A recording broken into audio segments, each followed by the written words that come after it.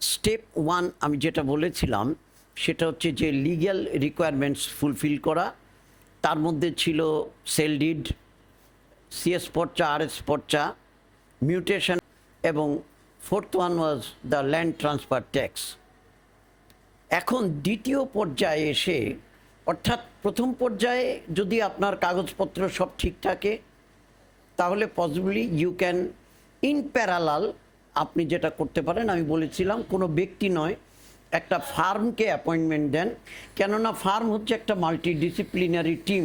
এখানে একজন আর্কিটেক্ট লাগবে, ভালো একজন স্ট্রাকচারাল ইঞ্জিনিয়ার লাগবে, প্লাম্বিং ডিজাইন করে এমন লোক লাগবে এবং ইলেকট্রিক্যাল ডিজাইন করে এমন লোকও লাগবে। সুতরাং একটা টিম হলে ভালো হয়। এরই মধ্যে ওনারা যেটা করবেন সেটা হচ্ছে যে আপনার প্লটের সাবসয়েল ইনভেস্টিগেশন এবং টপোগ্রাফিক সার্ভে, এই দুটো করবে। তো টপোগ্রাফিক সার্ভে করার জন্য যেটা তারা টোটাল স্টেশন দিয়ে টপোগ্রাফিক সার্ভে করতে পারে। টপোগ্রাফিক সার্ভে মানে হচ্ছে যে আপনার প্লট থেকে ডানে কি বাঁয়ে কি, রাস্তা কোন দিকে, টোটাল 100 মিটার বা 200 মিটার 300 মিটার মিলায় সে একটা ওইখানকার ল্যান্ডের যে ফিচারগুলো আছে সেগুলো সে আনবে এবং সাথে লাগবে। এইটা কিন্তু topographic survey is the integral part of the architectural and structural design. অর্থাৎ স্ট্রাকচারাল এবং আর্কিটেকচারাল যে ডিজাইন, অবকাঠামো এবং স্থাপত্যর যে নকশা, তার কিন্তু প্রিলিমিনারি রিকোয়ারমেন্ট হচ্ছে টপোগ্রাফিক সার্ভে। এরপরে আপনারা যেটা করবেন সেটা হচ্ছে ইন প্যারালাল আপনি ইচ্ছা করলে সয়েল টেস্টও করতে পারেন। সয়েল টেস্টের কেন প্রয়োজন? কেননা যখনই আপনি এটা ডিজাইন করতে যাবেন, ডিজাইনার আপনাকে বলবে সয়েল টেস্টের মাটি পরীক্ষার রিপোর্ট নিয়ে আসেন। তো মাটি পরীক্ষার রিপোর্ট কিভাবে করাবেন? বাজারে প্রচুর ফার্ম আছে, তাদের সবার আবার যোগ্যতা সেম না। সাধারণত দেখা যায় যে সয়েল টেস্টের কিছু পরীক্ষা ফিল্ডে করে, কিছু ল্যাবে যায় করে। পুরনো একটা রিপোর্ট কোনোভাবে কাট পেস্ট করে আপনার সামনে হাজির করতে পারে। That may lead to misinterpretation for the structural designer.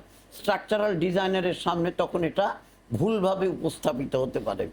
কাজেই আপনি মনে রাখবেন, সয়েল টেস্ট করার জন্য আপনার দুই ধরনের টেস্ট লাগবে। একটা হলো ফিল্ডে করবে, একটা হলো ল্যাবে টেস্ট করবে। যদি দেখেন যে দেওয়ার সাথে সাথেই আপনাকে দিয়ে দিচ্ছে, তখন আপনি প্রশ্ন করবেন যে ভাই, আপনার ল্যাবে যে টেস্টগুলোর করার কথা সেটা তো এই 2 ঘন্টার মধ্যে হওয়ার কথা না। সে যদি 3 দিন নেয়, অনেক সময় 48 ঘন্টাও নয়, 2 থেকে 3 দিন তার সময় লাগবে, কোনো কোনো ক্ষেত্রে কারো বেশিও লাগে।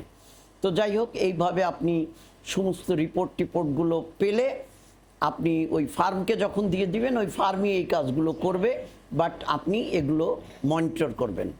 আর আমি আপনাকে বলবো, প্রথমেই একজন ফ্রেশ গ্র্যাজুয়েট ইঞ্জিনিয়ার, আপনি তাকে আপনার অন ইওর বিহাফ এই টোটাল জিনিসটা মনিটরিংয়ের দায়িত্বটা দিয়ে দেন।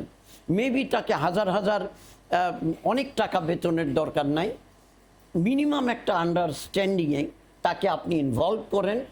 যার এই নলেজ আছে, এক্সপিরিয়েন্স না থাকুক, অটোমেটিক্যালি তার এক্সপিরিয়েন্স হয়ে যাবে। আমি আপনাকে বলবো এইরকম ফ্রেশ একজন ইঞ্জিনিয়ারকে এমপ্লয় করার জন্য। তো বন্ধুরা, এর পরবর্তী স্টেপগুলো নিয়ে আমি পরে আসছি। আশা করি মানে আপনারা বুঝতে পারবেন। এখনকার মতো আসছি, সবাই ভালো থাকবেন। আর বিস্তারিত দেখতে চাইলে আমার যোগালী চ্যানেল ভিজিট করুন। Thank you very much.